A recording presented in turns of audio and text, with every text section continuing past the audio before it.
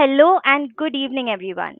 Welcome to yet another virtual roundtable discussion by Lead Squared titled Fast Tracking Loan Disbursals The Secrets of Holistic Credit Decisioning.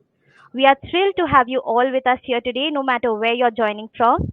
We'd like for you all to interact with us in the chat tab or in the questions tab down below, and we'd also love it if you could just share some reactions with us today on the screen so that we know that we are on the right track. So I'm Sneha Mahato from the marketing team at Lead Squared, and I will be your host for today's session. Our distinguished panel of thought leaders, boasting a combined experience today of over 50 years, is here to share their expertise and engage with you on the future of the lending sector. In today's fast paced financial landscape, traditional notions of creditworthiness are being redefined, right? One of our key discussions will center around breaking the myth of the perfect credit score. Building on this, we'll also explore tapping into alternative data to evaluate financial behavior. Our experts will show how non traditional data sources can provide valuable insights into creditworthiness. Next, we'll discuss the significant role of technological advancements such as loan origination systems like LOS and loan management systems like LMS in streamlining loan disbursals. Lastly, we'll also be discussing about the role of soft factors in credit decisioning. We'll highlight how patterns and even social media activities are becoming increasingly relevant in assessing credit risk, adding another layer of depth to our understanding of creditworthiness. Together, we hope that these discussions today will provide a holistic view of how the lending industry is evolving to meet modern challenges. To make this session as engaging as possible, as I said before, we encourage you all to share your thoughts and questions in the chat box below. We'll be taking them up as and soon the session progresses. We'll also be having certain poll questions coming up as and when the session progresses. We'd encourage you to respond to them too. Now, let's meet our distinguished panel who will be guiding us through these fascinating topics today. First, we have Mr. Ranjit Singh, EVP and Head of Credit at Credible. With over 20 years of experience in credit risk management, Mr. Ranjit heads the credit risk function for Credible's SCF portfolio. His proven track record at leading financial institutions, including Rabobank, Standard Chartered Bank, and CRISIL, highlights his expertise and dedication. Welcome, Mr. Ranjit, and thank you for participating in our roundtable today. Next, we have Mr. Gaurav Mishra, the head of credit at Five. Gaurav is a leader in credit underwriting and risk management, currently overseeing cash loans and BNPL products at Five. He is a prominent Indian lendtech company, and with his extensive experience from roles at Poonawalla FinCorp and IDFC Bank, Gaurav is truly a powerhouse in the field. Welcome, Mr. Gaurav, and thank you for joining us today. Thank you, Sneha. Next, Thanks a lot. yeah, we also have Mr. Mudit Jain, the founder and CEO of Synoric. Mr. Mudit is at the forefront of revolutionizing loan management systems for lenders globally. His experience in building and scaling an enterprise focused global technology company reflects his strong vision and passion for creating innovative and impactful solutions. Welcome, Mr. Mudit, and thank you so much for being here for our roundtable. Thank you, Sneha. And finally, moderating our discussion today is Mr. Varun Khulla, Head of BFSI at Lead Squared. With 19 plus years of leadership experience across companies like LinkedIn, McKinsey, and Paytm, Varun brings a wealth of knowledge and a dynamic perspective to our conversation. Thank you, Varun, so much for agreeing to moderate the session today and being a part of it. Now, thank you once again to all of you for being a part of this roundtable. And without further ado, let's jump right into the session. Varun, the floor is all yours. Awesome. Thank you so much, Sneha, for doing a great job of introducing us as well. And I think there are a bunch of folks who joined in. It's great to see all of you and hope this will be an engaging session. I'm actually looking forward to it. There's a great set of experts we have today. To just get the conversation started, and then there's a fairly interesting topic today of credit decisioning. But before we dive into credit decisioning, let's spend a little bit of time at the industry level first. At least at the industry level, there are 2 or 3 things which are happening at the macro level, right? So I just want to, open the stage with asking everybody one by one to talk about 3 things. One, what are some of the macro trends happening in the industry which are impacting your specific companies, right? I think that's the first question. Second is, specifically with respect to regulations, I mean, we've heard a little bit about unsecured lending. It was bound to happen, some of the things which, the RBI is kind of coming down on. But would love your take on, how does that gonna be panning out as we move forward. And then third, as a result of industry trends as well as regulations, what are some of the metrics which we used to see or you are looking at, but some of the additional metrics that you are now trying to focus on? Because this will ground us into the discussion of credit decisioning, but at least at the macro level, first we need to understand some of these trends. So maybe I can, start off this by asking these, to Ranjit to start off by giving his point of view on this industry trends, anything on regulations, as well as any metrics that you are tracking at the highest level. Ranjit. Yeah, hi. Thanks for having me here. I think the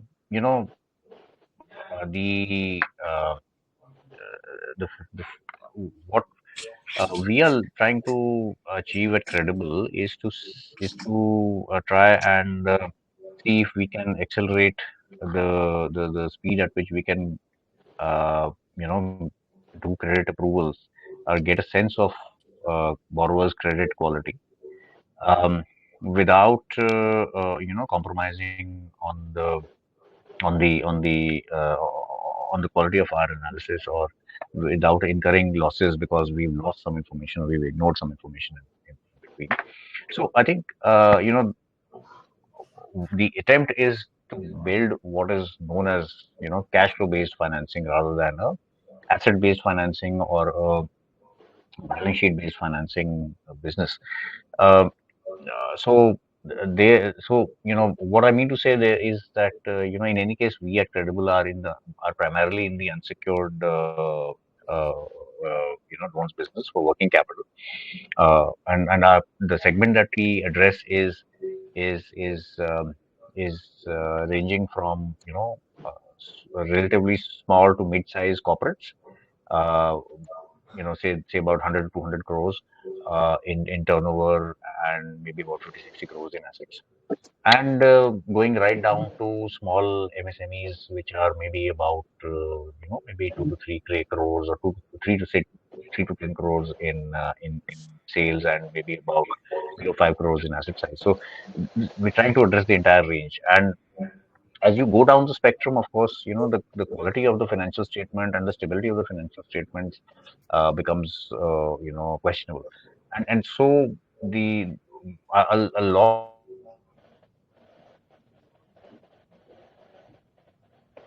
of indicators which are proxies for the customer's financials, and the focus is on trying to understand how good the cash flows are, how stable the cash flows are, and whether, because we are in the working capital business, so obviously the what we are financing the sale purchase transactions, and therefore for us it's very important for us to be comfortable that the purchases and sales are repeatable. And as a construct, I think what we try to focus on is that the business has stability of purchasing and sales activity and collections activity, right? I think once we put that together, I think we have a pretty good picture of the quality of the business. Uh, in larger customers, we try and use that as a verification tool for the financial statements. In the smaller ones, this is increasingly the only tool or the only set of metrics uh, that we rely upon rather than the financial statement itself. So I think as we go along, I can delve into greater deal in detail in terms of specific parts of the cash flow analysis that we do, what are the sources of information that we use.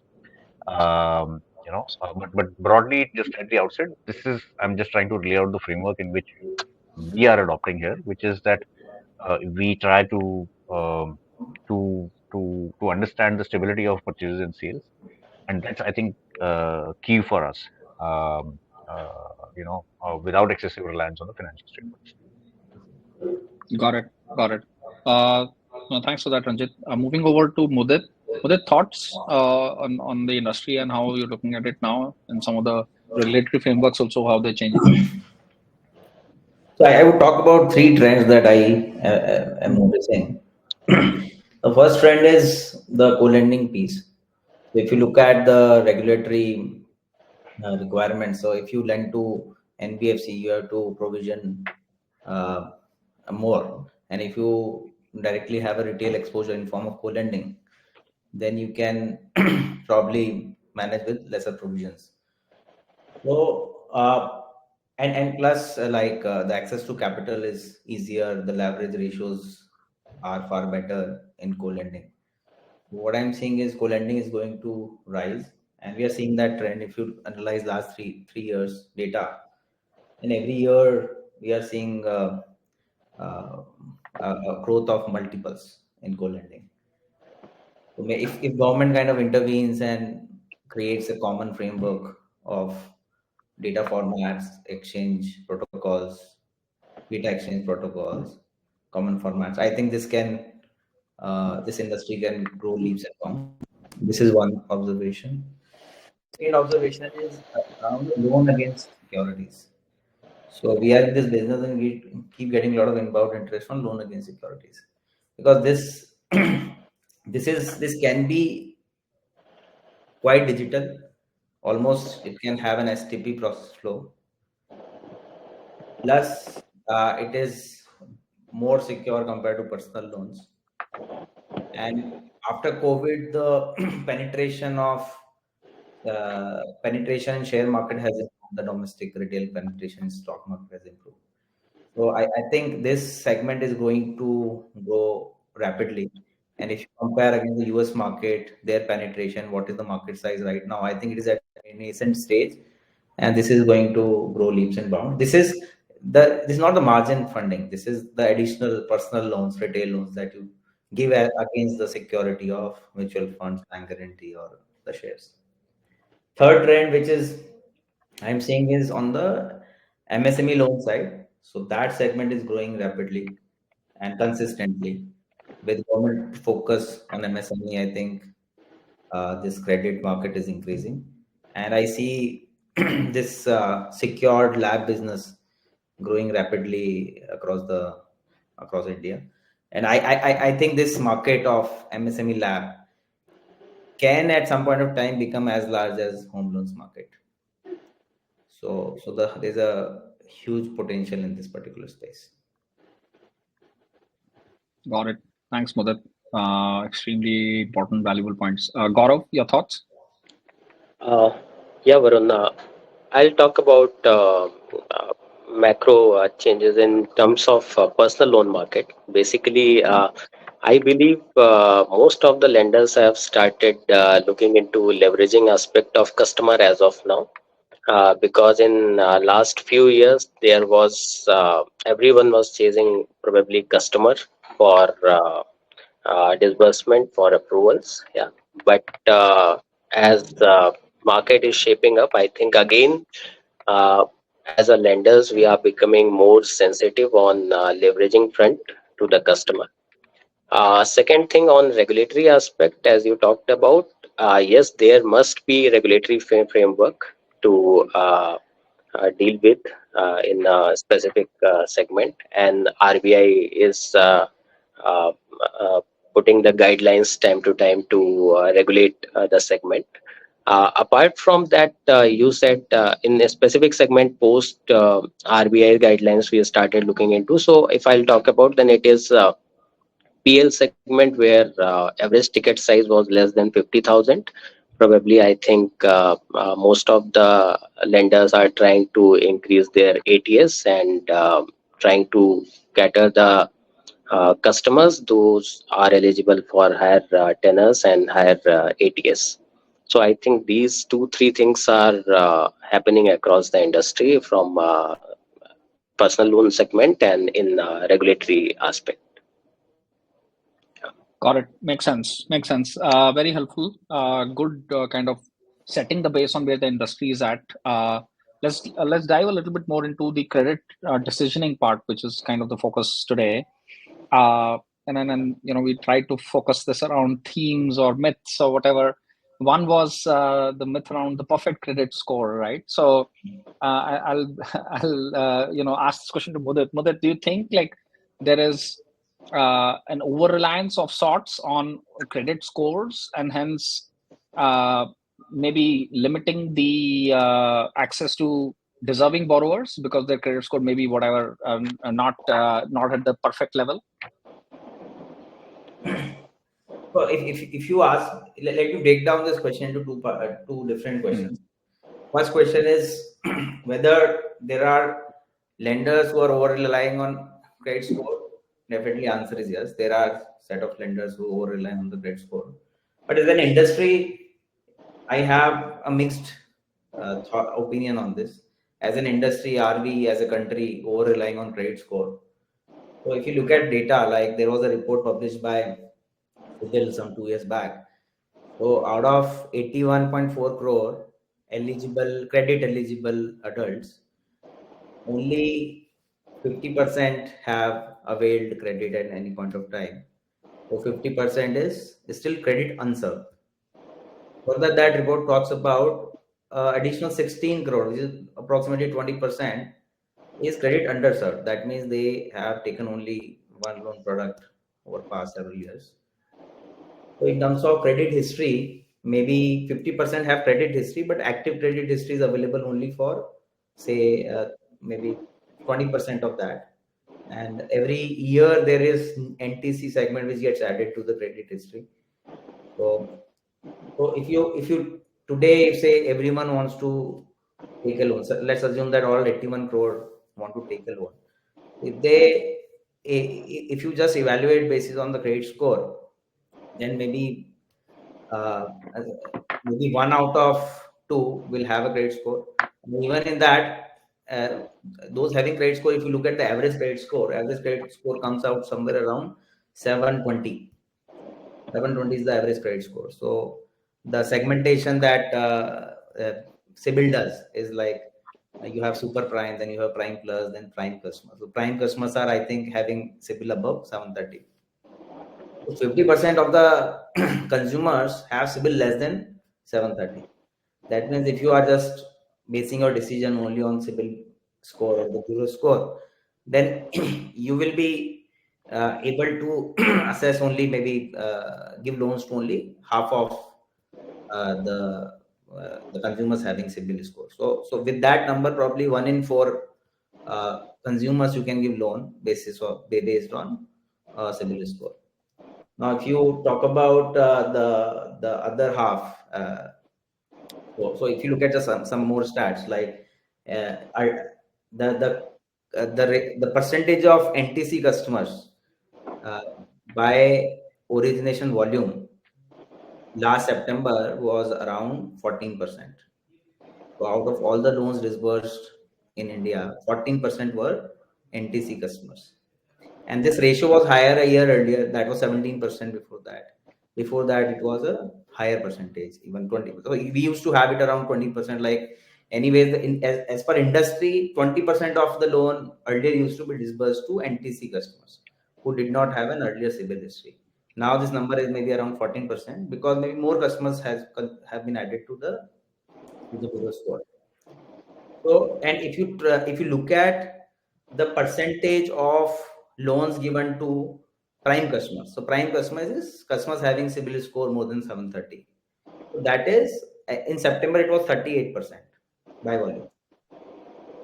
That means 14% NTC plus 38% prime, so which is total 52%, and remaining is given to non-prime customers, which is so 48% is, anyways, as of today by origination volume, is being given to subprime and near prime customers, less than 730 CIBIL score. So that is the reason why I'm saying that as an industry, I think we have several innovative evaluation credit assessment methods. It might not be completely data driven. It can also be a personal look and feel based decisioning. But we are giving nearly 48% loans to the people who have who do not meet the CIBIL score criteria. Maybe we are giving to and 14% we are giving to the NTC customers. And in terms of, if you look at the eligible borrowers, if you just consider who are the eligible borrowers, So I think still in India, from that perspective, from that question perspective, still in India, shopkeepers find it difficult to get a loan. Shopkeepers do good. Several shopkeepers do good yearly sales. They might be taking home 3 lakh a year. Their ITR is maybe 3 lakh only. So they find it difficult to get credit in the market. If you look at our household workers, it's very difficult for our maid to kind of get a loan. If you look at our drivers, it is difficult to get him a loan. And in the gig economy, like there's so many gig workers, I don't know how easy it is for them to get a loan. So what I think, credit, we as a country, maybe we are already open to kind of assess customers who do not have a CIBIL score, and we have a large segment of underserved borrowers, or maybe unserved borrowers. So it's a need of the hour to come up with more innovative models, just the way like this MSME lab business has grown. Like in MSME lab business, the income assessment is completely questionnaire based. So how do you assess an income of a chai wala? How do you assess an income of a barber shop? Now Indian so NBFCs came up with this idea on assessing even such customers by through a questionnaire format. Now in the similar model, I think various other profiles should be a model should be built on assessing maybe various other profile. So Got it. this is my This is extremely useful. yeah. I'm gonna ask this, at the next level of depth from Ranjit and you as well.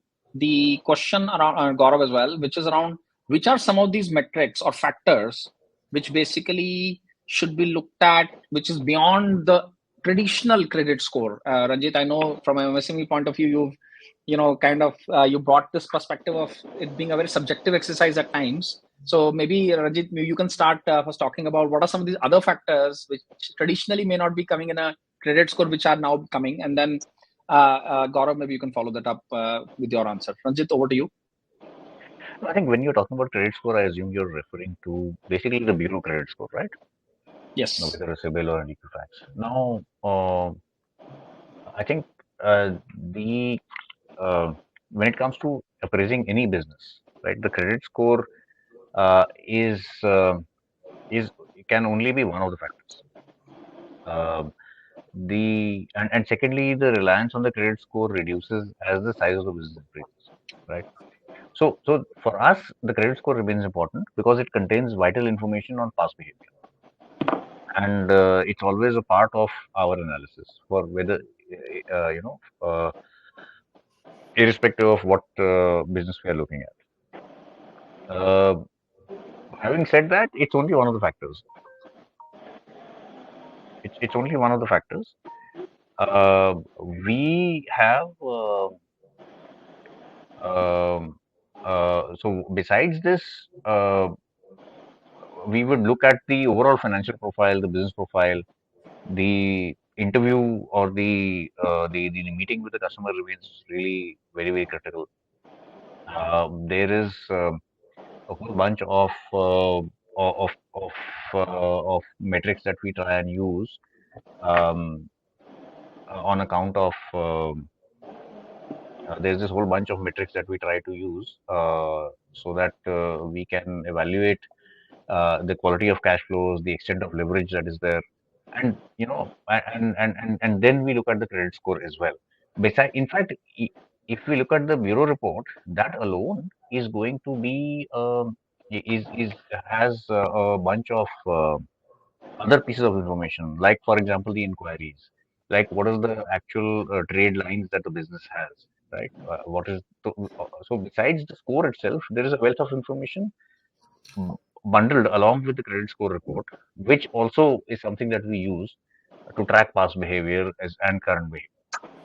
I think that's broadly the construct that we are looking at. Gaurav? Yeah, Varun, perfectly in line with I think what Ranjit said. I think bureau score is one of the factor, not the factor to judge the customer. Basically, what I believe it completely depends on different business lines. Like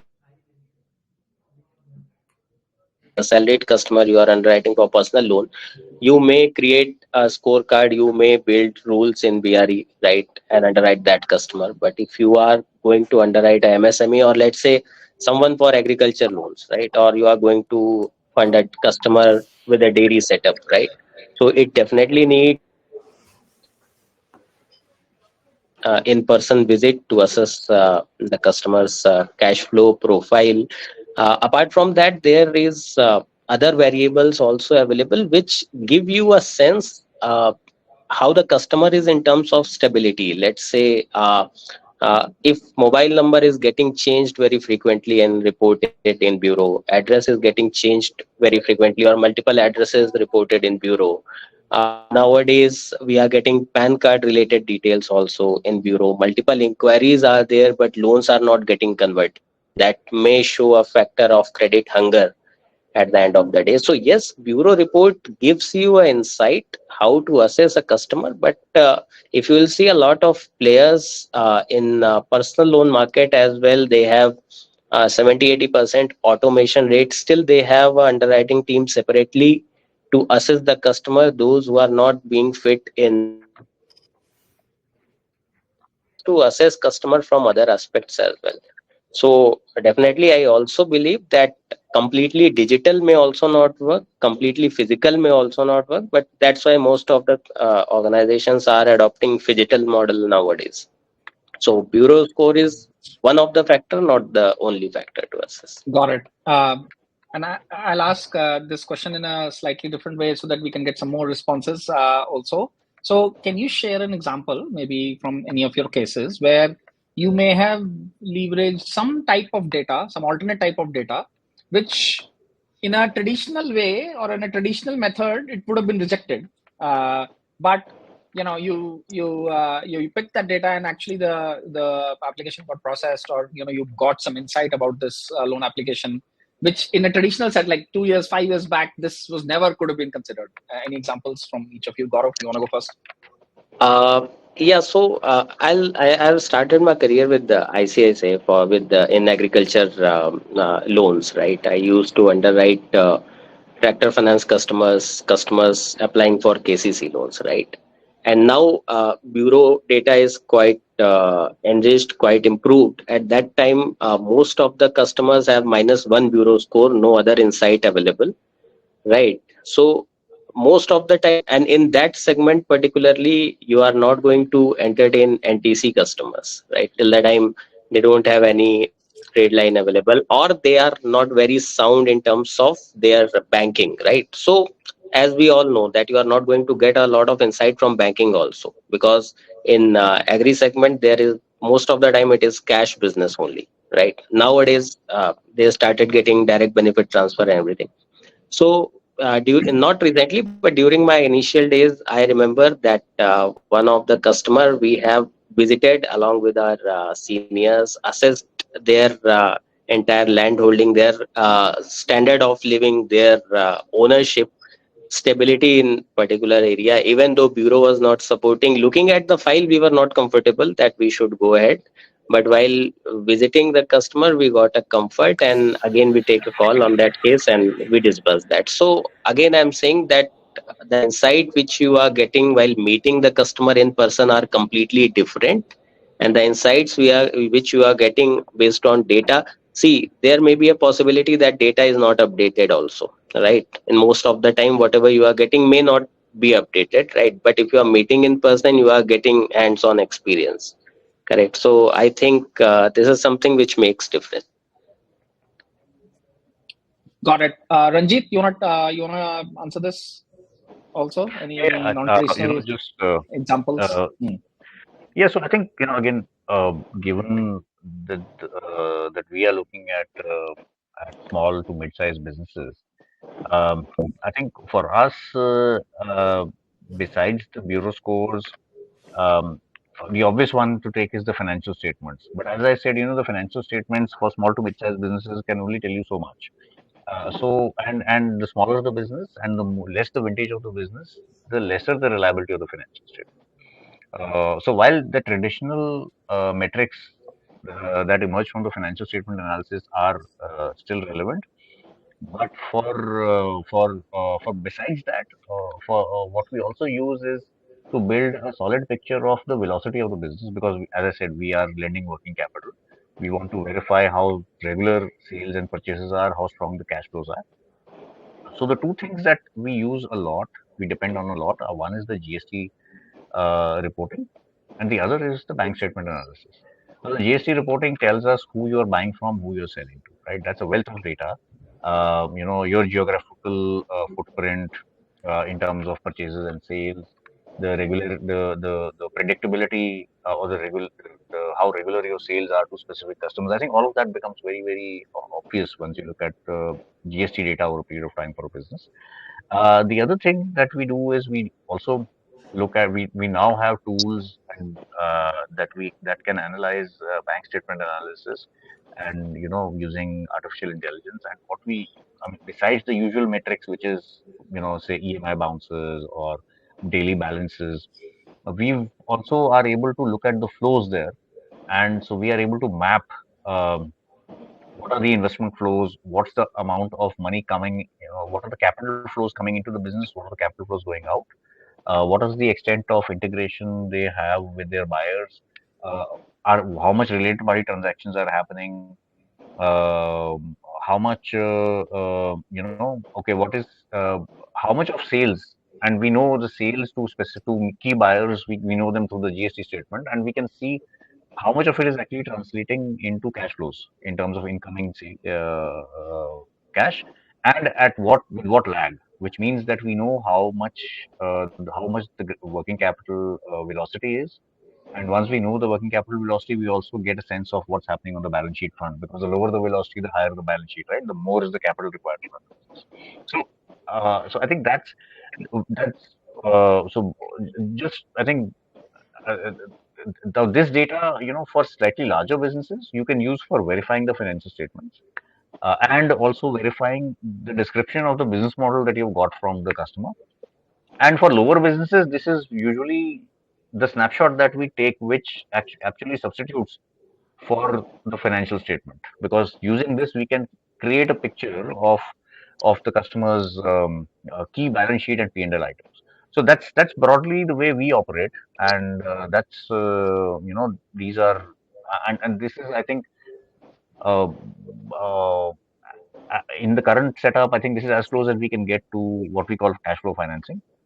And it leverages the India stack as much as possible, because now today uh, we do have all of this information available to us through account aggregators, and that's what we're trying to leverage.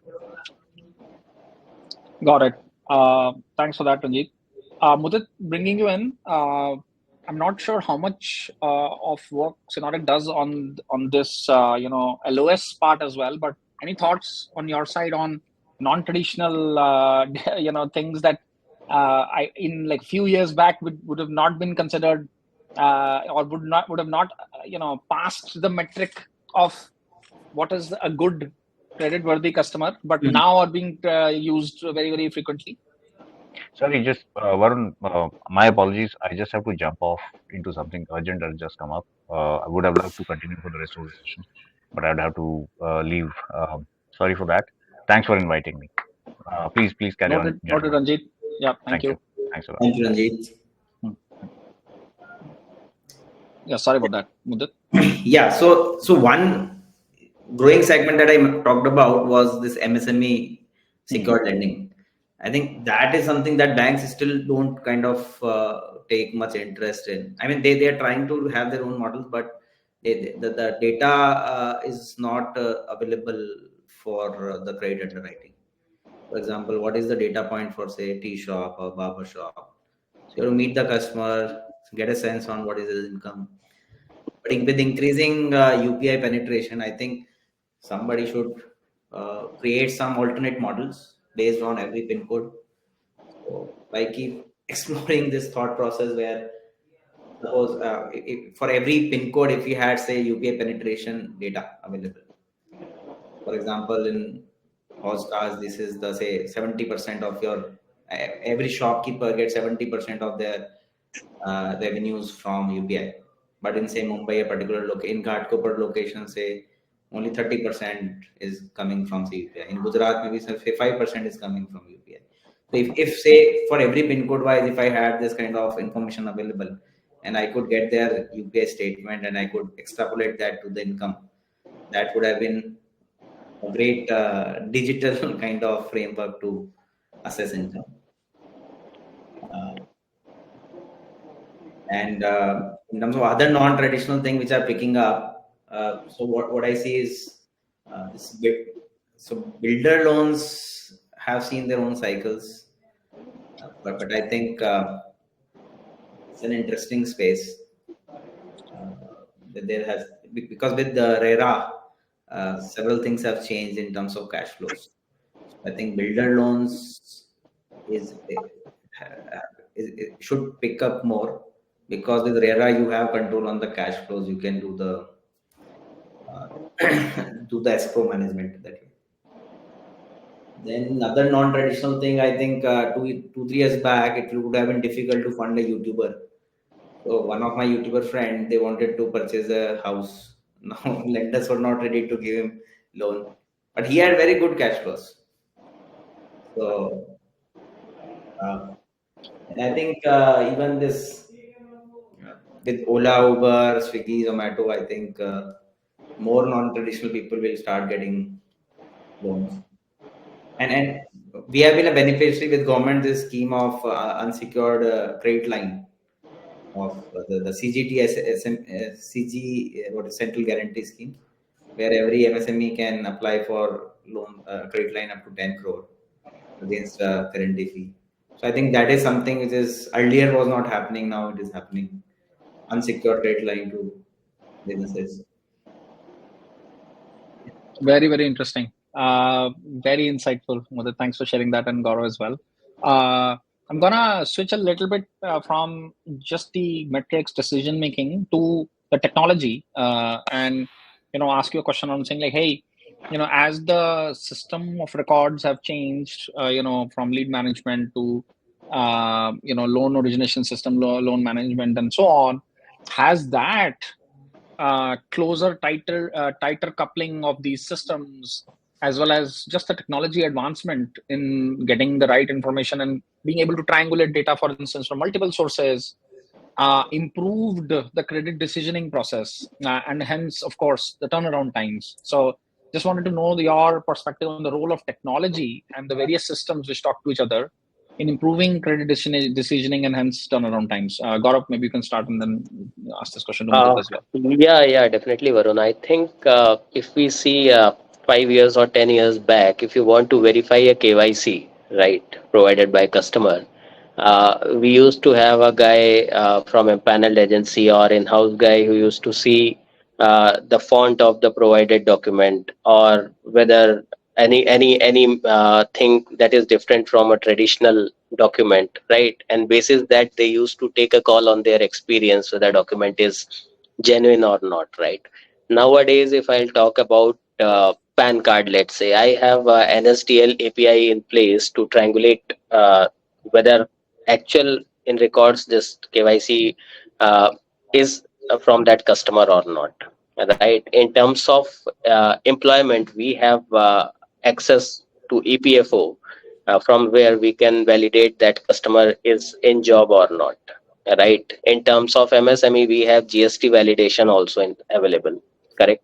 So there is a lot of alternate data sources where definitely that has sharpened our underwriting skills and in terms of validation of provided documents from the customer. Yeah. Got it, Mudit. Yeah, so a decade back, the loan process was maybe a physical file based, and even now it is in the branch led model. Usually, the sales guy gets the blank signature on the blank form and gets some document along with it and gives it to the branch at the branch office. Then there is some other guy who will take the file, feed in the data. Then there will be a set of ops team, layers of ops teams who will validate the data, whether the data signature is Right. this is matching, that is matching. They will try to manually see if there is a difference in the name on PAN card, Aadhaar card. Then they'll try to validate against the photograph. Also, they may be checking manually. So there was a lot of data preparation, which was more manual in nature. Now with the modern LOSs, I think the data preparation part has streamlined a lot. So the data entry need not be done by a branch CPA, but can directly be enabled to maybe a customer directly or maybe the sales guy directly. So they fill in minimal data and they get maximum data points. And these data points are also validated. So from a credit decisioning perspective, you get everything ready-made and with good insights available for the credit guy to take decision. And even the other aspects like which help in credit decisioning, for example, any discrepancies in terms of videos, any discrepancies in terms of name mismatch, any discrepancy in terms of say CIBIL, some data points in CIBIL are highlighted, and you can then maybe automate the decisioning, or you can choose to kind of have a deviation led manual process. So that those are again now coming to the system. And I think still on the LOS adoption front, I think this decade will see the maturity. Still, the LOSs you being used by the lenders are less capable, I would say, and maybe this fintech and digital lenders are doing pretty well on that side. But even the large lenders have to adopt good LOSs. My personal experience of getting a credit line from HDFC Bank, everything was over email, including the personal discussion. They sent a separate Zoom link. All the documentation was being shared over email. So I think on the LOS side, first is big value proposition is getting all the data in place, data validated, plus all the discrepancies figured out by the system. Then complete second step is complete credit decisioning process. Now that should also be supported by the software. Like there can be BRE used for say go no go. So we are clear that we don't give loan to these profiles. So you can easily filter out, save manual effort. Then there can be BRE for say automated deviations. Now you know that I'm okay with say 5-10% LTV deviation, but that has to be approved by a right guy. So that can be automated. A CIBIL deviation, suppose you fund only say above 720, 730, but you are okay till say 710 also. So that can be automated. Those deviation can be automated. Now similarly, say pricing. Now the because of lack of good infrastructure, technology infrastructure, pricing is pretty much standard. It doesn't change customer to customer that much. But with a good technology in place, you can have a differential pricing for risk-based pricing for each customer. If you look at RBI circular, it talks about risk-based pricing, but very rarely I see that in practice. There might be certain difference, like some categorization-based pricing, but ideally there should be a possibility of every customer getting a different pricing. This should be possible. This is possible through technology. Then on the credit decisioning side, I think a lot of to and fro happens. Now, if you look at a typical sales process, sales guy would come, he will tell me, okay, give me PAN card, bank statement, and then he would go. And after 2 days, he'll call, okay, I forgot a photograph. Okay, I forgot that particular income statement. I forgot, say, other card. He'll come back again, and then collect it. Then he will go back. So it is unnecessarily increasing the TAT.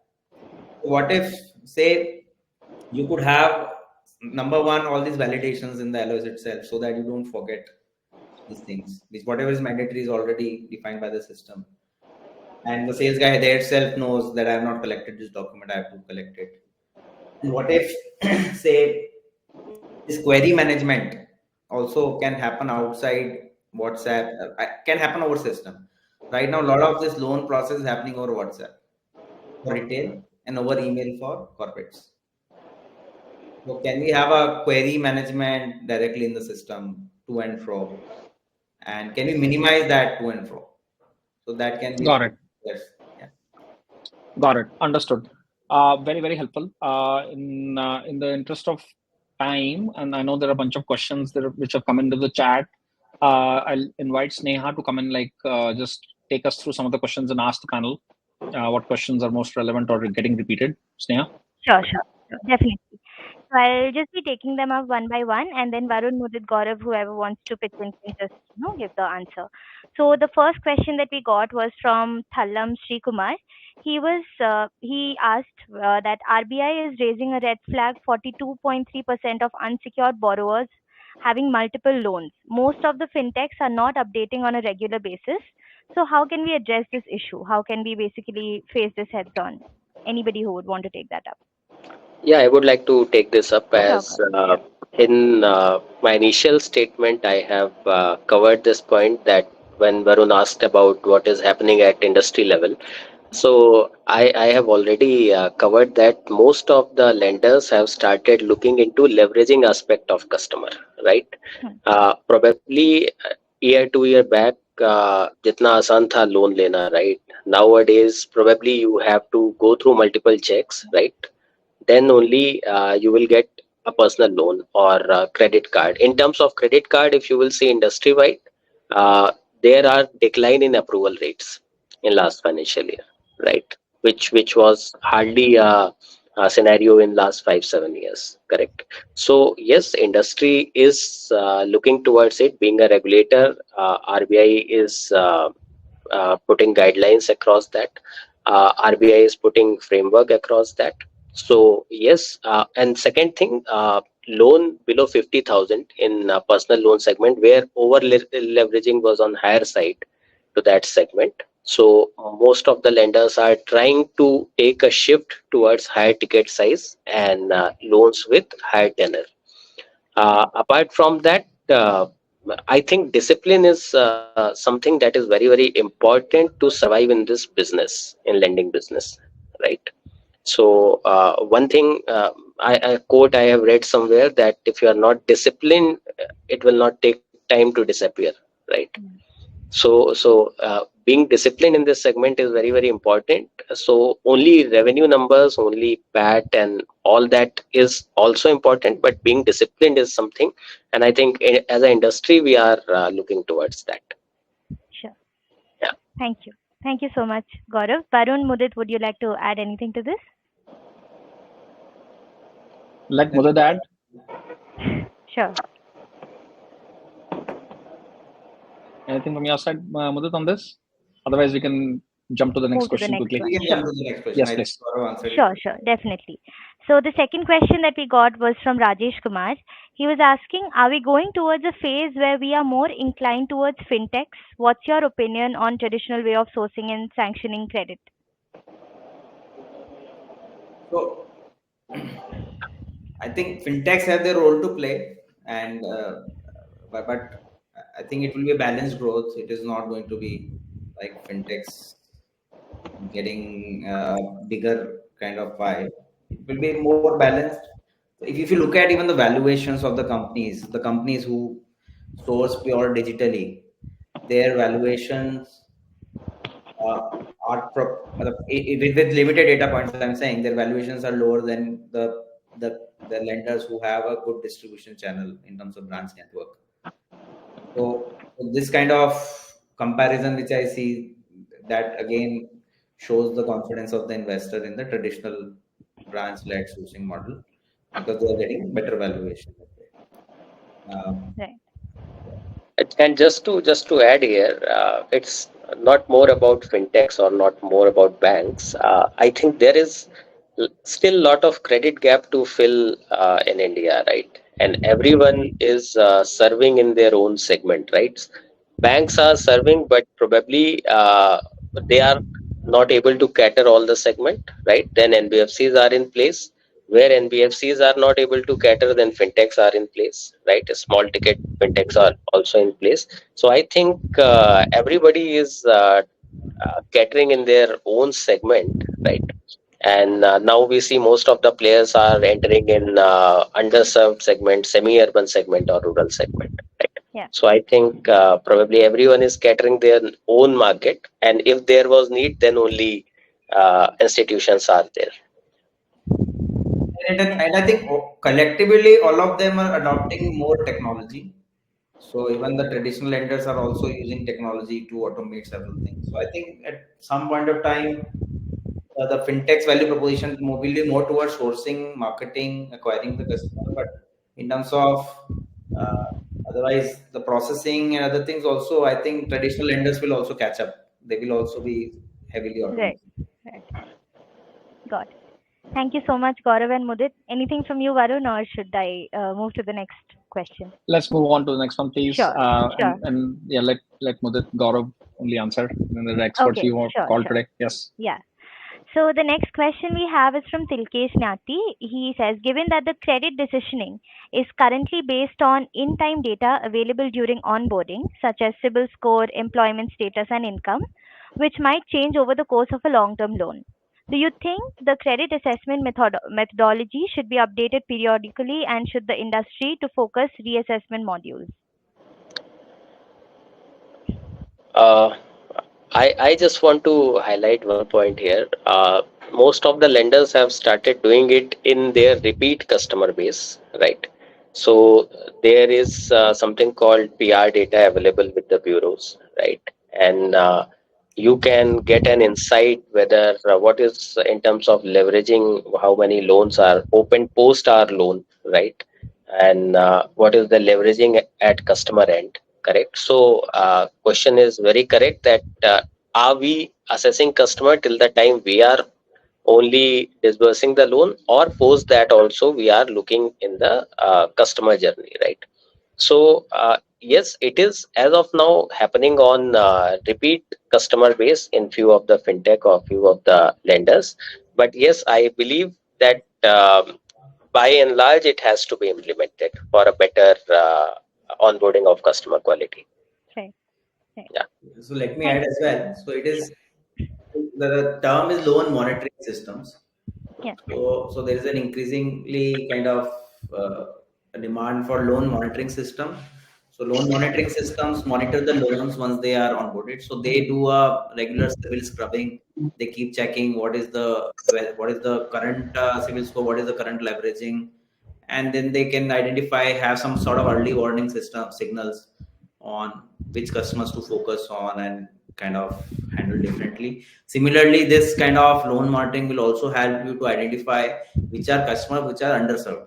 It is possible that over the time that customer the outstanding POS has reduced and he doesn't have enough leverage also. So these such customers can be tapped.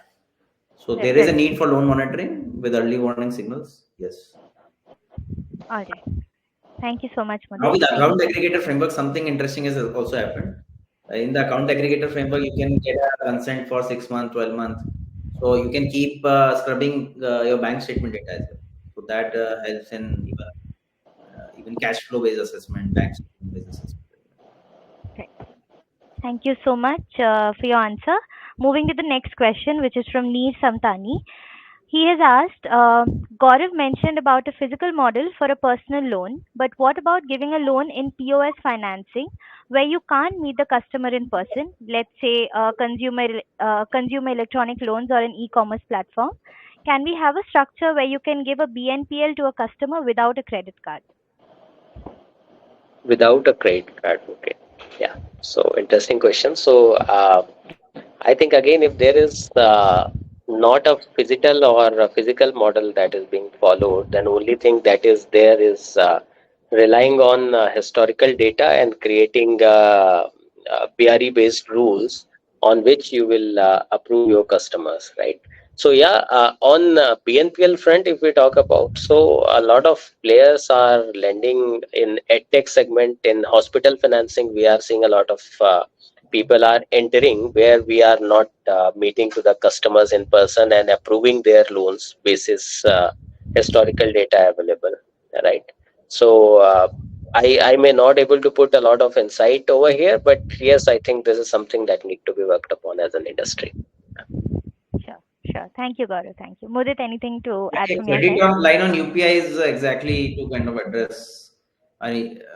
address this particular requirement where you can have a BNPL without a credit card. So Right. so I think ICICI Bank has an offering for this. So and so when you are at the e-commerce platform, the problem is that you can't spend too much time in KYC and assessment. Hmm. So the models which are working better is, say, for small ticket like Simple or this earlier it used to be Lazy Pay, where you start with a small amount and then based on the behavior you keep increasing the amount. So at the time of checkout, I think ease is very important. Otherwise, it also hurts the e-commerce player. So so that is challenge. Like even in credit line on UPI, how can that be handled? Uh, I think models will evolve. Right. Right.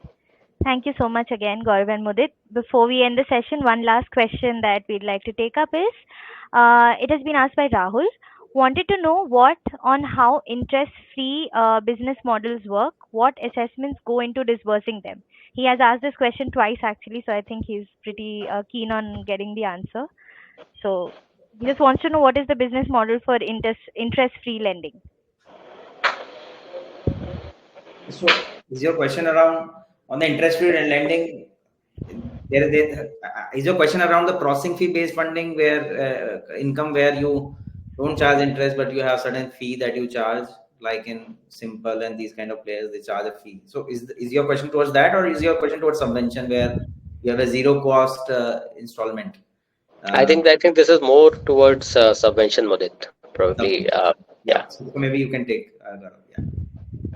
Yeah. So I think subvention is generally works where a merchant is in between customer and lender, right? So it helps merchant to increase their business when it is backed by a lender, right? So there, this is mainly an arrangement between a merchant and lender to provide subvention-led scheme to the customer, where the profit is being managed or agreed between the lender and merchant that how they are going to uh, uh, distribute that. Where in overall, I'll say in such a competitive market, it is a beneficial arrangement for customer and a win-win situation for lender as well as for the merchant also.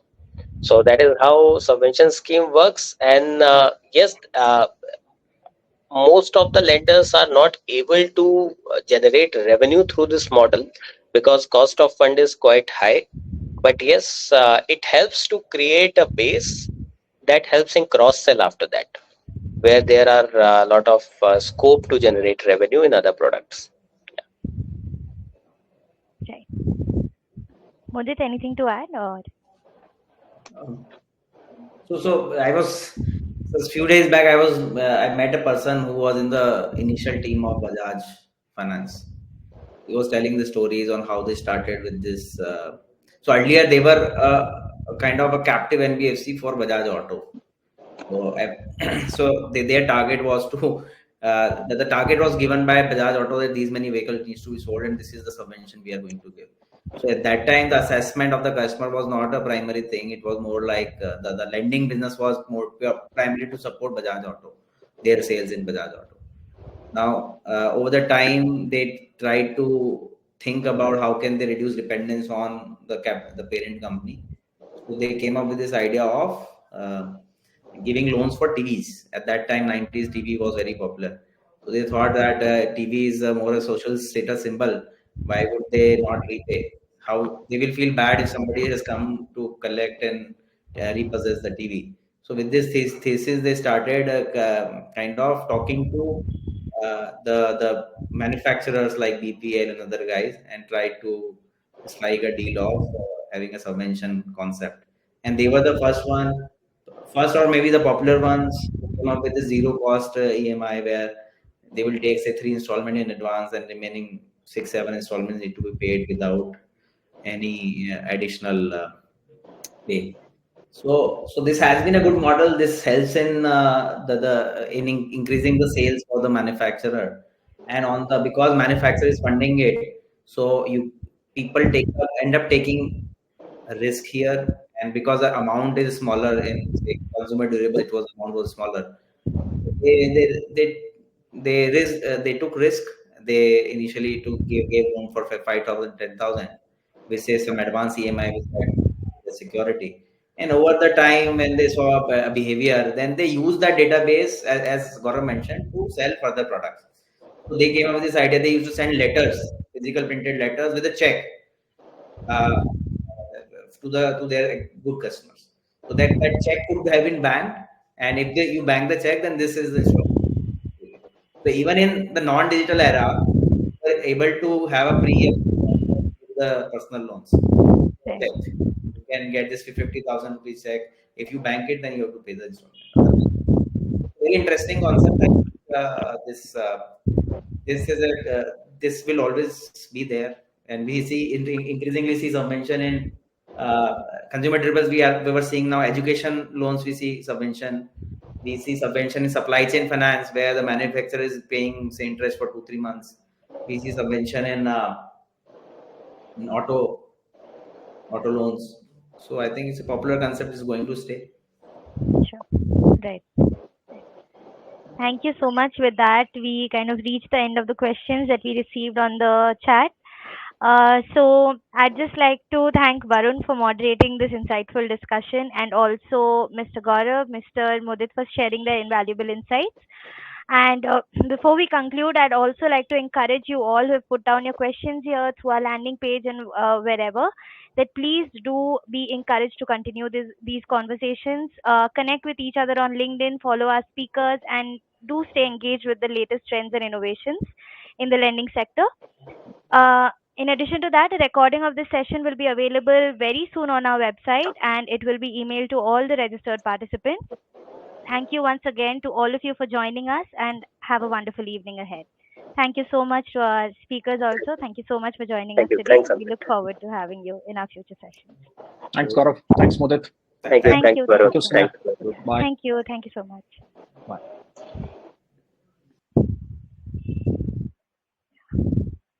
Why is it?